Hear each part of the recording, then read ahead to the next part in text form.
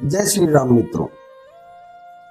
हम और आप बहुत से लोग अक्सर उपवास रखते हैं, जैसे नवरात्रि के व्रत हैं, शिवरात्रि का व्रत है, जन्माष्टमी का व्रत है, या कोई कोई लोग हर मंगलवार को, हर सोमवार को व्रत रखा करते हैं। लेकिन व्रत के नियमों के बारे में हमारे धर्म ग्रंथ क्या कहते हैं, आइए इस पर कुछ विचार करते हैं।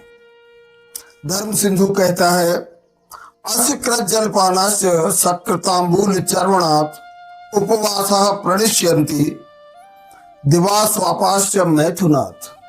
अर्थात उपवास जब हो, यानी आप व्रत में हो, तो बार बार जल नहीं पीना, बार बार भोजन नहीं करना।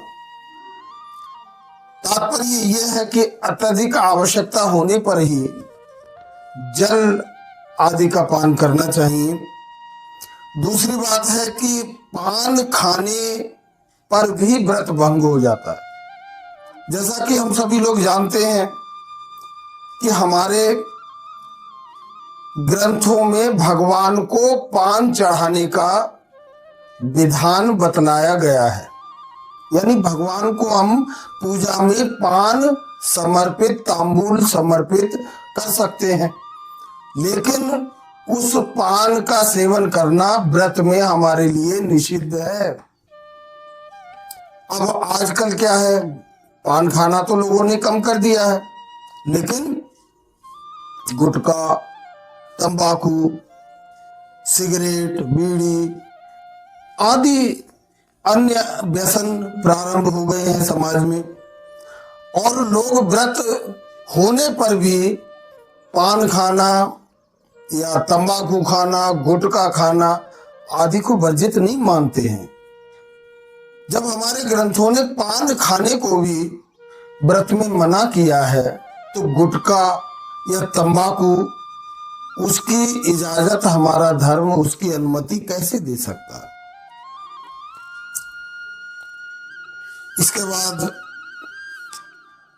दिवा स्वापम, दिन में सोना भी व्रत में पूर्णतया निषिद्ध है, एवं मैथुन भी व्रत में पूर्णतया निषिद्ध है। उपरोक्त कार्यों में एक या एक से अधिक इन प्रकार के कार्यों को करने से व्रत निश्चित ही भंग हो जाता है, इसमें कोई संशय नहीं है। यदि आप धर्म को माने तो माने, और नहीं मानते हैं तो व्रत करने की भी क्या आवश्यकता है। अब कोई कहे कि कोई बीमार है, किसी के प्राणों पर संकट है, तो क्या करे, बार बार जल पिए अथवा ना पिए। तो उसके बारे में भी लिखा गया है कि प्राण संकटे एवं सकृत जलपाने दोषो नास्ति। प्राणों का संकट है या विशेष कोई परिस्थिति है, उसमें बार बार जल पीने पर दोष नहीं होता। और क्या क्या चीज निषिद्ध है, क्या क्या बात निषिद्ध है, लिखा गया है, अश्रुपात क्रोधादिना सद्यो व्रत नाशः परान्न भोजनम चापी। यानी व्रत अगर है, आप उपवास में हैं, तो अश्रुपात कदापि ना करें, यानी कि रोना, आंखों से आंसू बह रहे हैं, ये कार्य ना करें। किसी पर क्रोध ना करें, अत्यधिक संभाषण ना करें, यानी कि अत्यधिक ना बोलें, एवं किसी अन्य का भोजन या अन्न भी ग्रहण ना करें। आगे लिखते हैं कि अष्टतावन व्रत तग्नानि आपो मूलम फलम पयः हविर ब्राह्मण काम्या च गुरो वचनम औषधम। अर्थात जल पीने से, मूल पदार्थ का सेवन करने से, कंद का सेवन करने से, यानी जो पृथ्वी के अंदर उत्पन्न हो रहा है, ऐसा फल या ऐसी सब्जी, उसका सेवन करने से व्रत भंग नहीं होता। दूध और दूध से बने पदार्थों का सेवन करने से व्रत भंग नहीं होता। एवं अगर गुरु की आज्ञा है, गुरु कहें कि ये हलवा है व्रत में बेटा खा लो, तो खा लो।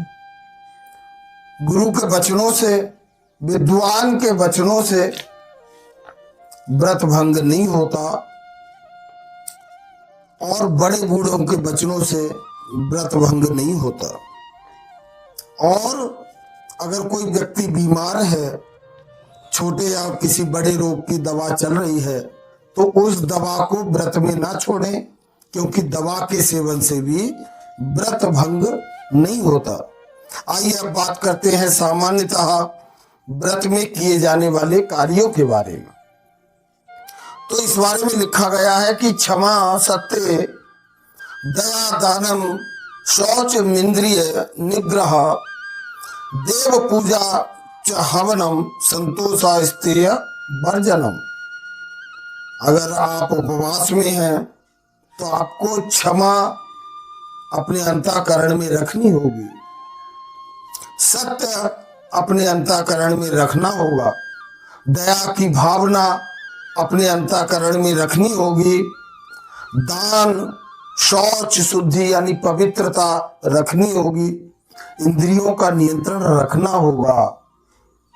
एवं क्या कार्य किए जाने योग्य है? इष्ट देव की पूजा, हवन और आत्म संतोष, ये सभी व्रत में करने योग्य हैं।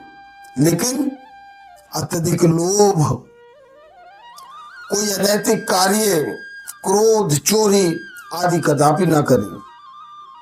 शेष अगले एपिसोड में। जय श्री राम।